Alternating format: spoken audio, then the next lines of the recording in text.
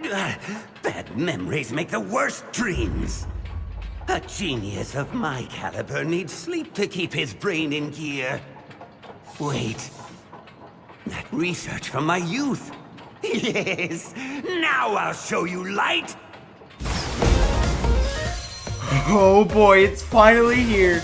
Look at the graphics and the music. Oh my god, it feels so good. It's not on the Sega Genesis. Nintendo Switch. Well, no, not really. It came out like, what, 4 months ago? But I'm still having a blast playing with this amazing comeback of a series. So, for those of you that don't know, Mega Man just kind of disappeared from, well, everything. Other than just being a novel video game character with a successful series behind his back, nothing new was really coming out at all. Sure, there were some collections that got released, but after 4 canceled games, a cameo in a fighting game every now and again, and a TV show we don't talk about. Can you believe people waited 3 years for this? Hope was kind of lost. That all stayed the same until the 4th of December, 2017.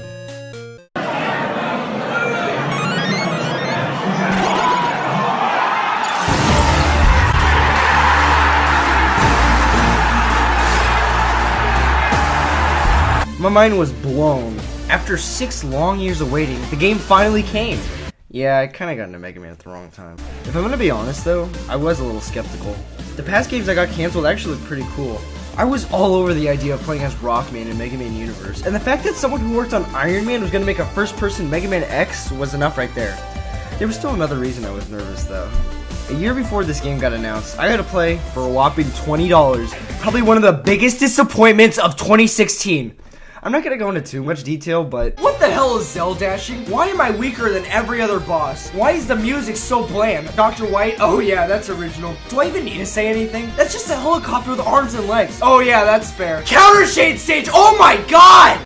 Okay, I'm all better. It's hard holding all that in for 2 years.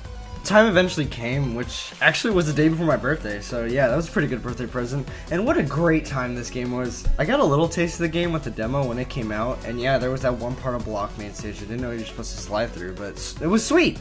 Aside from that one part, the whole game was pretty much just smooth sailing. The story behind this game is just like every other one.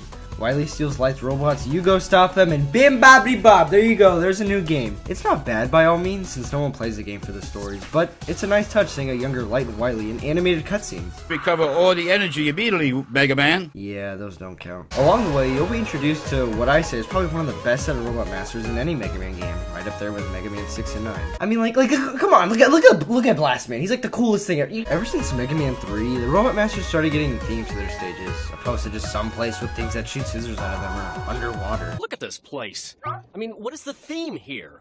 Underwater? It's boring! And they really went all out here. Torchman stage is a campsite that's constantly being assaulted with wildfires. Blockman stage is a temple with the ceiling breaking apart trying to bust your head open.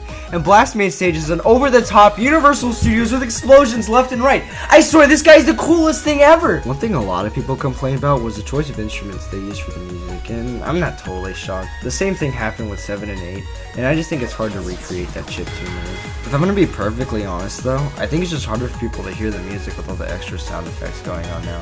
Because Impact Man, Fuse Man, and Wily's Gear Fortress have some of the most bump-in songs in any Mega Man game. And have you heard that stage select?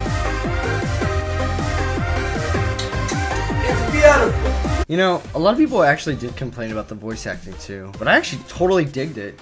Mega Man's voice does sound a little bit older than it should, but hey, it's better than him being voiced by a girl. Mega Man does kind of sound like he's taking a massive dump though when he's using the power-geared Thunderstorm.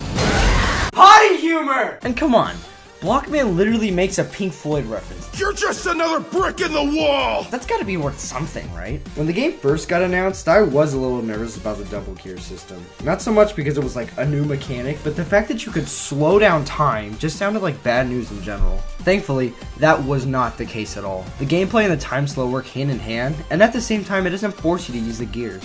It's also helpful that the gears need to cool down or else they'll just shut off entirely. That is until you get to Torchman stage. See, I did a run where I didn't upgrade my time slow until I got to right here. Yeah, sure, it's a cool stage or whatever, but oh my god! These bullshit fires will cook you faster than you can say fuck. Oh, and on that topic, every Mega Man game had at least one of those real shit suckers in moments. Mega Man 2 had that section leading up to the Mecha Dragon. 5 had the elevator and Gyro Man stage. 8 with all of its snowboarding sections, and 9 with the OH NO! The boss battles in this game are just a blast, and it makes the whole thing a million times better since the Robot Masters can use a double gear system too. There's a mix of fights that'll keep you on your toes the entire time, like Tundra Man, and ones that are more slow paced and keep you more focused on Mega Man if anything, like Acid Man. I'd say that two of my favorite fights in the entire game are probably Impact Man's, where he's trying to constantly ram you, and Block Man's, where he changes the entire momentum of the fight when he turns into a giant stone golem. Also, can we talk about this double boss? See, every one of these yellow bastards had some sort of weakness that wasn't intended.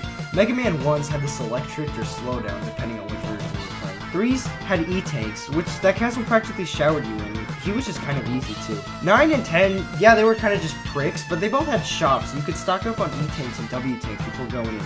But this one's a completely different story! Yeah, sure, if you have no self-respect, by all means, get your ass kicked and use another E-Tank every 2 seconds. But if you want to save them because you're stingy like me, then you're in for one of the most bullshit boss fights ever! Almost immediately, Yellow Block starts speeding towards you faster than a damn bullet. Even with the time slow, the speed goes from fast as shit to barely manageable. And maybe it's just me, but whenever I get hit with this guy, I just start to freak out and I end up getting hit a second time. So boom, there's 2 hits down in 1 cycle! But shit, dude. The moment this fucker turns on his power gear, just give up, just put the controller down. A bunch of yellow imps start charging at you in groups of 3 and spin back around for a second hit. By the time you realize you can hit the last one, it's too late, and boom, there you go, fucking smacked in the face. There's also a challenge mode you can try out, but if I'm gonna be honest, I've never really liked those. I gave them a try and powered up, but they really weren't for me. Maybe someday. With all that considered, I really wish Proto Man or Bass made an appearance. I mean, after getting my dreams crushed of an Echo Fighter and Ultimate, or at least a boss fight, it would have been cool to see how they would have shown up. But I get it, you know, it's a comeback and they want to play it safe. Maybe they'll release some DLC, or we'll just have to wait for the next sequel.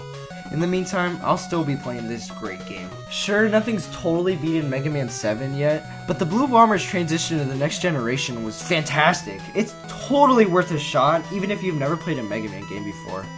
Well, that's enough gushing for now. Go try it for yourself.